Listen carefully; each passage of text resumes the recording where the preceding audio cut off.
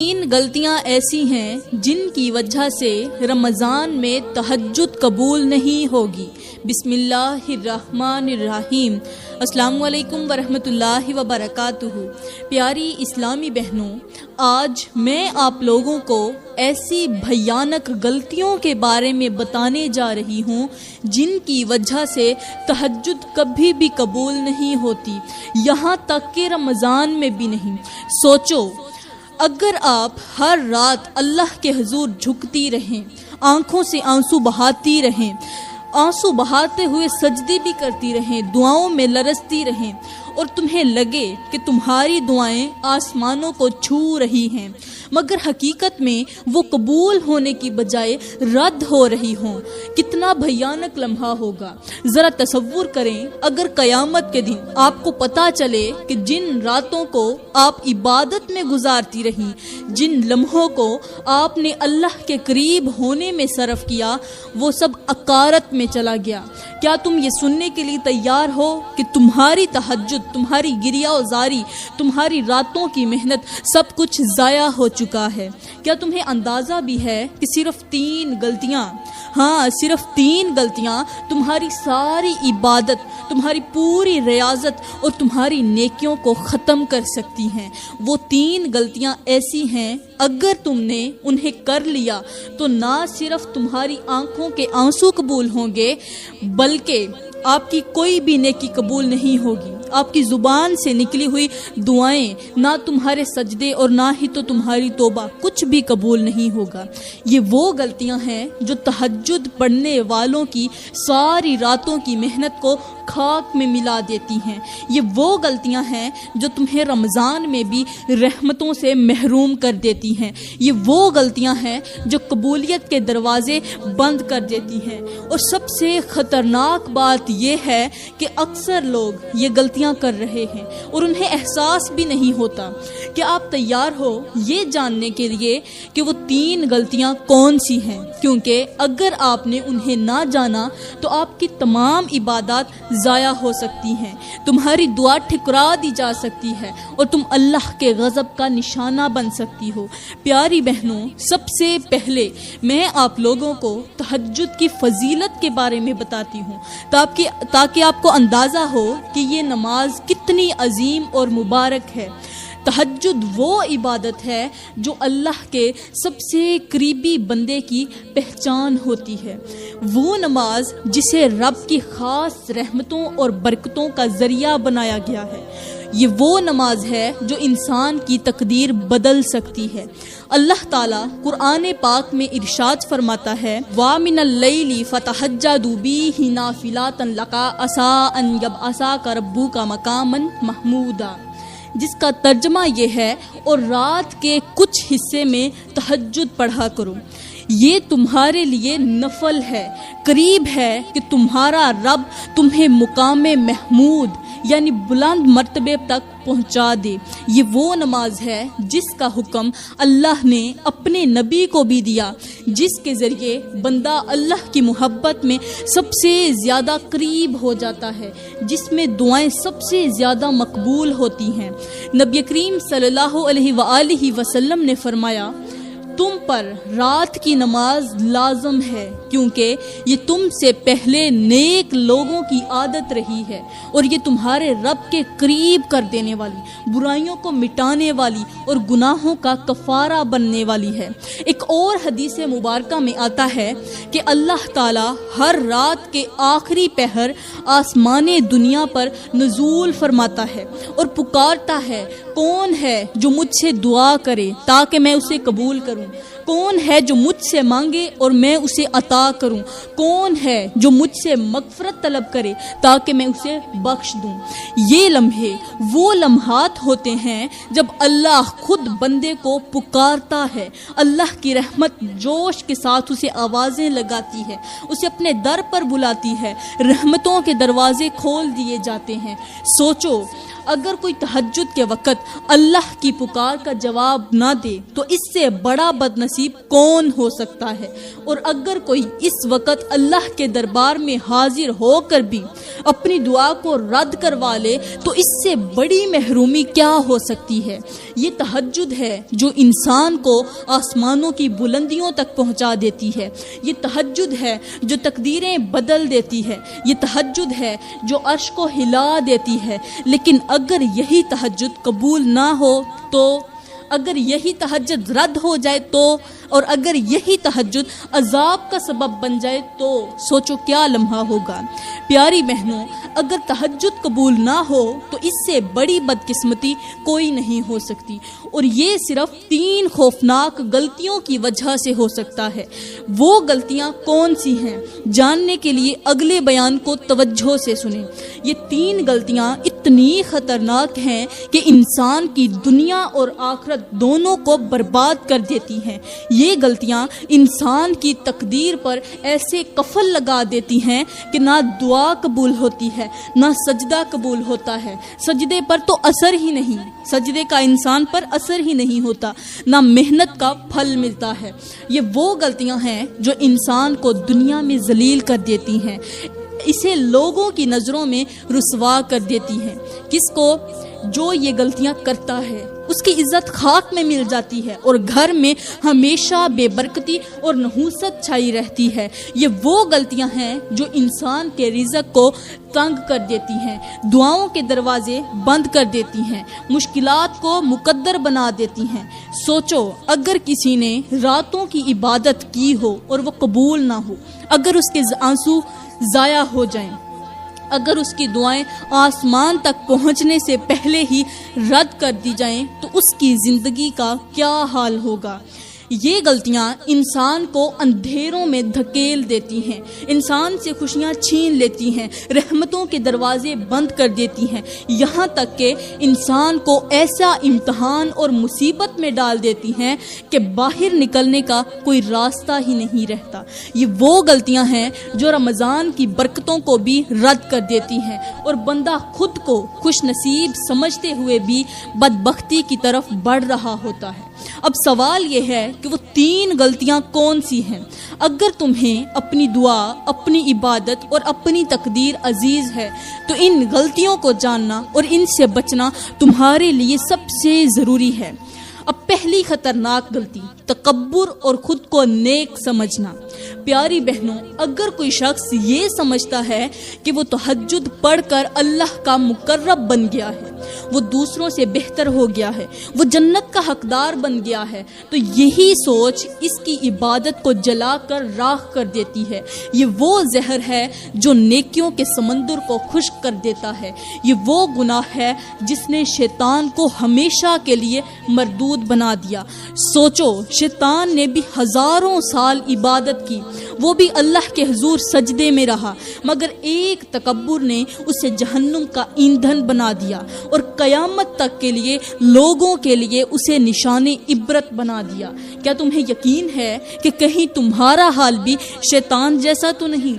کیا تم تہجد پڑھ کر خود کو دوسروں سے بہتر تو نہیں سمجھتی؟ کیا تم نے کبھی کسی کو گنہگار کہہ کر حقیر تو نہیں جانا؟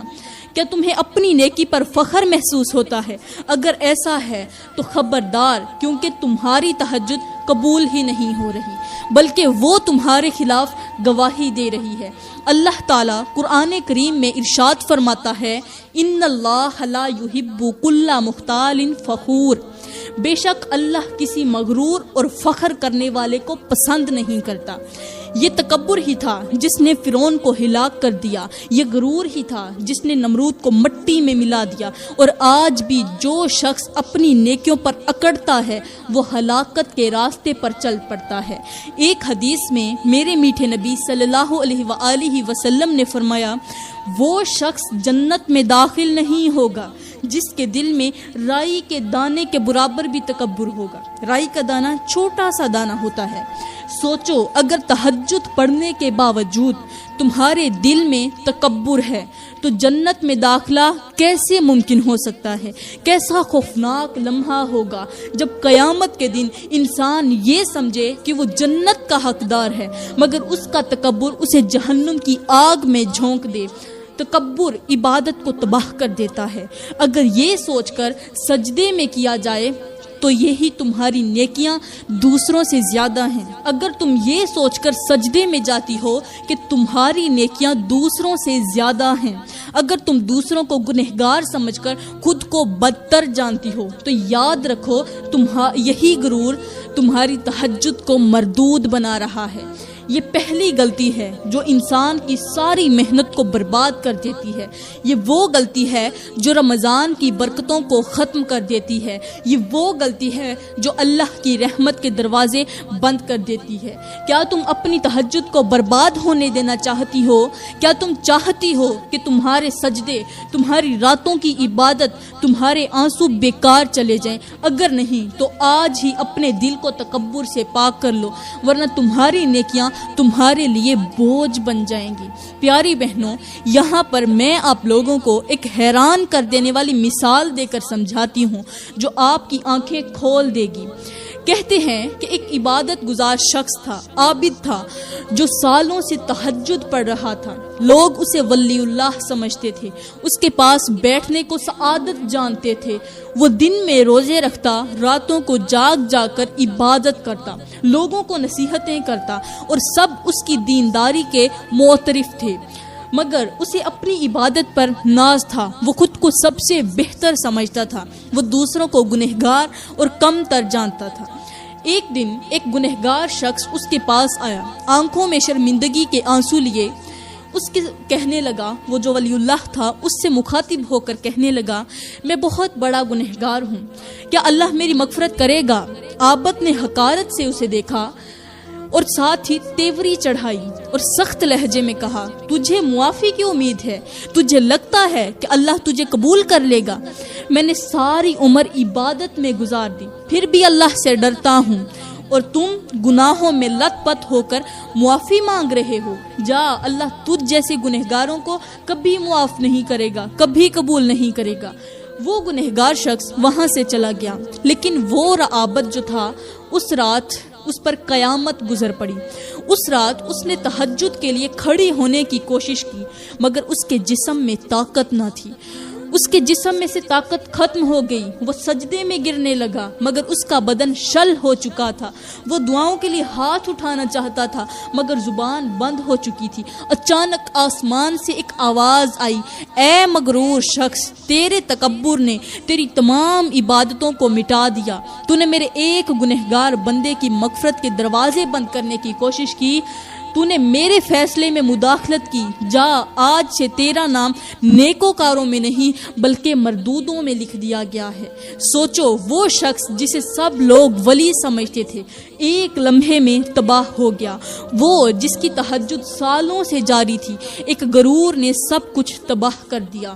وہ جس کے سجدے زمین پر لگتے تھے، مگر اس کا دل آسمان کو چیلنج کر رہا تھا، اسے مردودوں میں شامل کر دیا گیا۔ یہی تکبر ہے جو انسان کو برباد کر دیتا ہے، یہی غرور ہے جو تہجد کو عذاب میں بدل دیتا ہے، اور یہی ریاکاری ہے جو عبادت کو بوجھ بنا دیتی ہے۔ پیاری بہنوں، اگر آپ نے بھی تکبر کی یہ چنگاری اپنے دل میں رکھی تو پھر جان لو، یہ ایک دن تمہاری تہجد، تمہاری ساری نیکیاں، تمہاری ساری محنت کو جلا کر راکھ کر دے گی۔ اب دوسری بڑی غلطی، دل میں کینہ، بغض اور حسد رکھنا۔ تہجد کی نماز پڑھ کر بھی دل میں لوگوں کے لیے بغض رکھنا، حسد رکھنا۔ پیاری بہنوں، اگر کوئی شخص راتوں کو تہجد پڑھتا ہے، سجدے میں جا کر روتا ہے، اللہ سے مانگتا ہے، لیکن اس کے دل میں کسی دوسرے کے لیے کینہ، بغض یا حسد ہے، تو اس کی تہجد آسمان تک پہنچنے سے پہلے ہی رد کر دی جاتی ہے۔ یہ وہ گناہ ہے جو انسان کے نیک اعمال کو دیمک کی طرح کھا جاتا ہے، اس کی دعاؤں کے دروازے بند کر دیتا ہے، اس کے رزق میں بے برکتی ڈال دیتا ہے، اور اس کے سکون کو جلا کر راکھ کر دیتا ہے۔ سوچو، اگر تم راتوں کو اللہ کے حضور جھک رہی ہو، سجدے کر رہی ہو، لیکن تمہارے دل میں کسی کے لیے نفرت چھپی ہوئی ہے، تو کیا وہ عبادت قبول ہو سکتی ہے؟ اگر تم سجدے میں ہو لیکن تمہاری زبان پر دوسروں کی برائی ہے، تو کیا اللہ تمہاری دعا سنے گا؟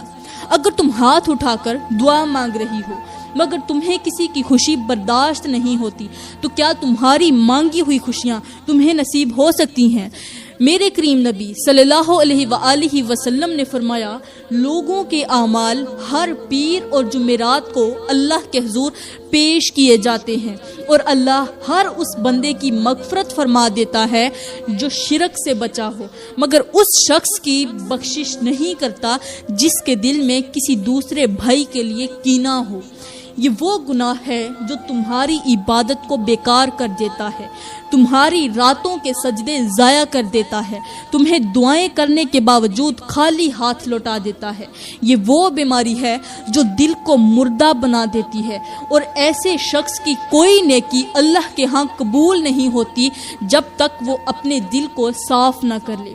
قرآن کریم میں میرا اللہ ارشاد فرماتا ہے، تم ایسے لوگوں کو نہیں پاؤ گے جو اللہ اور قیامت کے دن پر ایمان رکھتے ہوں اور پھر بھی ان لوگوں سے محبت رکھتے ہوں جو اللہ اور اس کے رسول کے دشمن ہیں۔ سوچو، اگر تم دل میں کسی کے لیے حسد رکھتی ہیں، اگر آپ کے دل میں دوسروں کے لیے نفرت ہے، کینہ ہے، بغض ہے، تو تمہاری تہجد کا کیا فائدہ؟ تمہارے سجدے، تمہاری راتوں کی عبادت، تمہاری مانگی ہوئی دعائیں سب کچھ ہوا میں تحلیل ہو جائے گا۔ یہ وہ غلطی ہے جو رمضان کی رحمتوں کو تم سے دور کر سکتی ہے، یہ وہ بیماری ہے جو تمہارے رزق کو بند کر سکتی ہے، یہ وہ زہر ہے جو تمہاری نیکیوں کو کھا سکتا ہے۔ پیاری بہنوں، اگر آپ چاہتی ہیں کہ آپ کی تہجد قبول ہو تو اپنے دل کو ہر بغض، حسد اور کینے سے پاک کر لو، ورنہ یہ زہر تمہاری عبادت کو ختم کر کے تمہیں بدبختی کی طرف دھکیل دے گا۔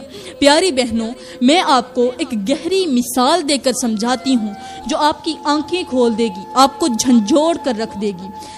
ذرا تصور کریں کہ ایک شخص ہے جو رات کے اندھیروں میں جاگ کر تہجد پڑھتا ہے، سجدے میں آنسو بہاتا ہے، اللہ کے حضور فریاد کرتا ہے، لیکن اس کے دل میں کسی دوسرے کے لیے بغض ہے، حسد ہے اور نفرت چھپی ہوئی ہے۔ وہ عبادت کے بعد اپنے کسی بھائی یا بہن کے خلاف دل میں برائی رکھتا ہے، اس کی خوشیوں پر جلتا ہے، ان کی کامیابی پر کڑتا ہے، ان کی ناکامی دیکھ کر خوش ہوتا ہے۔ ایسا شخص بالکل اس مسافر کی طرح ہے جو ایک کشتی میں بیٹھ کر دریا پار کرنا چاہتا ہو، مگر اس کے ہاتھ میں ایک ایسا تیز دھار چاقو ہے جس سے وہ کشتی میں خود ہی سراخ کرتا جا رہا ہے، خود سراخ کر رہا ہے اپنے ہاتھوں سے، اور وہ سمجھتا ہے کہ وہ منزل کی طرف بڑھ رہا ہے، وہ یقین رکھتا ہے کہ وہ پار پہنچ جائے گا، مگر جیسے ہی وہ دریا کے بیچ میں پہنچتا ہے وہ کشتی ڈوبنے لگتی ہے، پانی اندر آتا ہے اور وہ شخص بے بسی سے ڈوبنے لگتا ہے۔ یہی حال اس شخص کا ہے جو تہجد تو پڑھتا ہے مگر اس کے دل میں حسد، کینہ اور بغض چھپا ہوا ہے۔ وہ سمجھتا ہے کہ اس کی دعائیں قبول ہو رہی ہیں، وہ سوچتا ہے کہ وہ اللہ کے قریب ہو رہا ہے، مگر حقیقت میں وہ اپنی نیکیوں میں خود سوراخ کر رہا ہوتا ہے اپنے ہاتھوں سے۔ وہ عبادت کے دریا میں ڈوب کر پار جانے کی بجائے خود اپنے ہی ہاتھوں سے برباد ہو جاتا ہے۔ یہی وہ غلطی ہے جو انسان کی پوری زندگی کو تباہ کر دیتی ہے، یہی وہ زہر ہے جو نیکیوں کو کھا جاتا ہے، یہی وہ گناہ ہے جو انسان کی عبادت کے باوجود اسے محروم کر دیتا ہے۔ پیاری بہنوں، اگر تم نہیں چاہتی کہ تمہاری عبادت بھی ایسی کشتی کی طرح ڈوب جائے تو اپنے دل کو ہر بغض، حسد اور کینے سے پاک کر لو، ورنہ تمہاری تہجد بھی قبول نہیں ہوگی اور تمہاری دعائیں بھی ضائع ہو جائیں گی۔ اب تیسری خطرناک غلطی، رزق اور معاملات میں حرام کی آمیزش۔ پیاری بہنوں، یہ وہ غلطی ہے جو انسان کی عبادت کو جڑ سے ختم کر دیتی ہے۔ یہ وہ گناہ ہے جو نہ صرف تہجد بلکہ ساری عبادات کو برباد کر دیتا ہے۔ یہ وہ زہر ہے جو انسان کی دعاؤں کو آسمان تک پہنچنے سے پہلے ہی گرا دیتا ہے۔ سوچو، اگر ایک شخص راتوں کو جاگ کر تہجد پڑھے، آنکھوں میں آنسو لے کر اللہ سے فریاد کرے، سجدوں میں گرے، مگر اس کے کھانے میں حرام شامل ہو، اس کے رزق میں حرام کی آمیزش ہو، اس کے معاملات میں جھوٹ ہو، دھوکہ ہو، سود ہو یا ناجائز کمائی ہو، تو کیا اس کی دعا قبول ہوگی؟ اللہ تعالیٰ اس کی دعا کو قبول کرے گا؟ نہیں، ہرگز نہیں، یہ ناممکن ہے، کیونکہ میرے کریم نبی صلی اللہ علیہ وآلہ وسلم نے فرمایا، وہ شخص جو لمبا سفر کرتا ہے، پراگندہ حال، گرد آلود، ہاتھ آسمان کی طرف اٹھا کر کہتا ہے، اے میرے رب، اے میرے رب، لیکن اس کا کھانا حرام ہے، اس کا پینا حرام، اس کا لباس حرام اور اس کی پرورش حرام مال سے ہوئی، تو اس کی دعا کیسے قبول ہوگی؟ یہ وہ خطرناک حقیقت ہے جو اکثر لوگ نظر انداز کر دیتے ہیں۔ یہ وہ غلطی ہے جو انسان کی ساری عبادت کو مردود کر دیتی ہے۔ قرآن کریم میں اللہ تعالیٰ ارشاد فرماتا ہے، اے پیغمبرو، پاکیزہ چیزیں کھاؤ اور نیک اعمال کرو، بے شک میں تمہارے اعمال کو خوب جانتا ہوں۔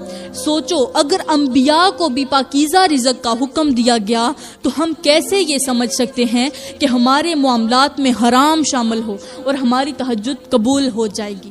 ہم کیسے یہ سوچ سکتے ہیں کہ اگر ہمارا رزق ناپاک ہو تو ہمارے سجدے اللہ کے حضور مقبول ہو جائیں گے؟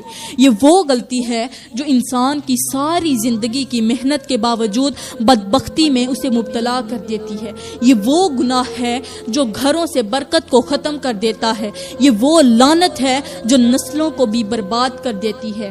پیاری بہنوں، اگر آپ چاہتی ہیں کہ تمہاری تہجد قبول ہو، اگر تم چاہتی ہو کہ تمہاری دعائیں آسمان تک پہنچیں، اگر تم چاہتی ہو کہ تمہاری عبادت تمہیں دنیا اور آخرت دونوں میں کامیاب کرے، تو اپنے رزق کو پاک کر لو، اپنے معاملات کو صاف کر لو، جھوٹ، دھوکہ، سود اور حرام کمائی سے بچ جاؤ، ورنہ تمہاری عبادت بھی رد ہو جائے گی اور تمہاری دعائیں ٹھکرا دی جائیں گی۔ پیاری بہنوں، یہاں پر میں آپ لوگوں کو ایک ایسی حکایت سناتی ہوں۔ یہ کہانی نما حکایت ایسی حقیقت بیان کرتی ہے جو شاید ہم سب کی آنکھیں کھول دے۔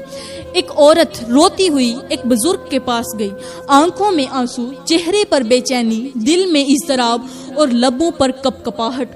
وہ بولی، حضرت، میں سالوں سے تہجد پڑھ رہی ہوں، سجدوں میں گرتی ہوں، رب سے فریاد کرتی ہوں، مگر میری دعائیں قبول نہیں ہوتی۔ میرے گھر میں بے برکتی ہے، میرے بچے نافرمان ہو چکے ہیں، سکون ہے کہ ختم ہو چکا ہے، ہر وقت بے چینی اور الجھن رہتی ہے، آخر ایسا کیوں ہو رہا ہے؟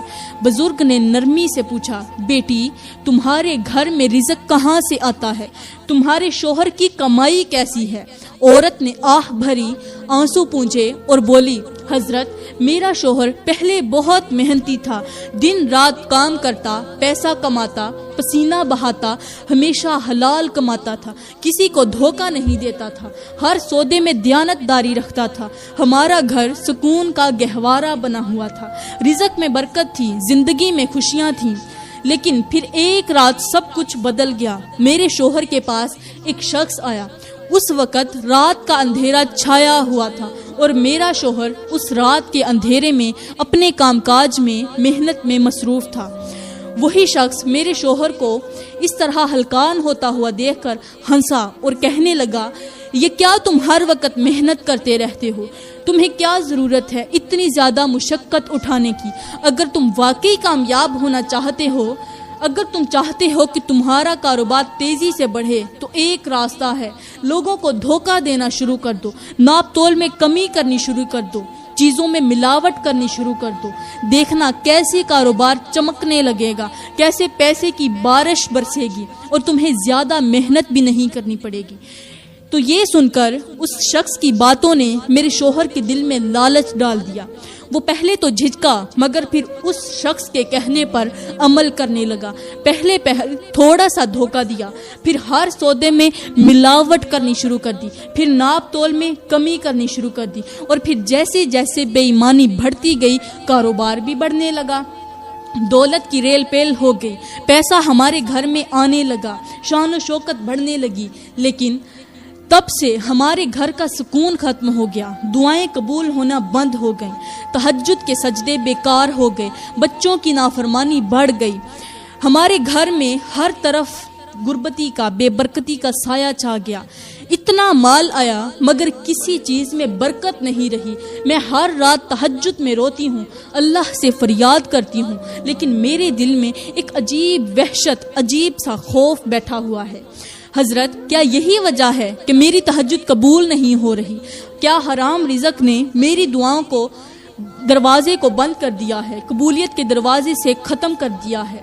بزرگ نے گہری سانس لی، اس عورت کو غور سے دیکھا اور کہا، بیٹی، وہ دن یاد کرو جب تمہارے شوہر کی کمائی حلال تھی، تمہاری راتوں کی عبادت قبول ہوتی تھی، تمہاری دعائیں عرش تک جاتی تھیں، تمہاری آنکھوں کے آنسو اللہ کے حضور پیش کیے جاتے تھے۔ لیکن جب رزق میں پہلے حلال تھا تو کتنی برکت تھی، جب سے حرام کی آمیزش آ گئی، جب سے تمہارے شوہر نے ملاوٹ، دھوکہ کرنا شروع کیا، تب سے تمہاری عبادت اور دعائیں رد ہو گئیں۔ اور ساتھ ہی بزرگ نے کہا، بیٹی، یاد رکھو، حرام رزق سے پلنے والا جسم جنت میں نہیں جا سکتا۔ جو شخص حرام کمائی اپنے گھر میں لاتا ہے وہ اپنے بچوں کے اخلاق کو بیکار کر دیتا ہے، بگاڑ دیتا ہے، اپنی بیوی کے سکون کو ختم کر دیتا ہے۔ عورت پھوٹ پھوٹ کر رونے لگی اور ساتھ ہی دعا کرنے لگی، یا اللہ، میرے گھر میں برکت ڈال دے۔ آج سے میں اپنے شوہر کو روکوں گی کہ وہ اپنے کام میں حرام کی ملاوٹ نہ کرے، دوسروں کو دھوکہ نہ دے، جھوٹ نہ بولے۔ پیاری بہنوں، یاد رکھیں، حرام کی کمائی صرف دنیا میں برباد نہیں کرتی بلکہ آخرت میں بھی انسان کو تباہ کر دیتی ہے۔ تو یہ ہیں وہ 3 غلطیاں جن کی وجہ سے انسان کی عبادت، انسان کی تہجد جیسی لاڈلی عبادت قبول نہیں ہوتی، قبولیت کے دروازے سے واپس آ جاتی ہے، قبول نہیں ہوتی۔ میں دعا کرتی ہوں کہ اللہ تعالی ہمیں اچھی نصیحتوں پر عمل کرنے کی توفیق عطا فرمائے، ہمارے دلوں کو حسد اور بغض سے پاک کر دے اور ہمیں نیک کام کرنے کی توفیق عطا فرمائے۔ آمین ثم آمین، وما علینا الا البلاغ المبین۔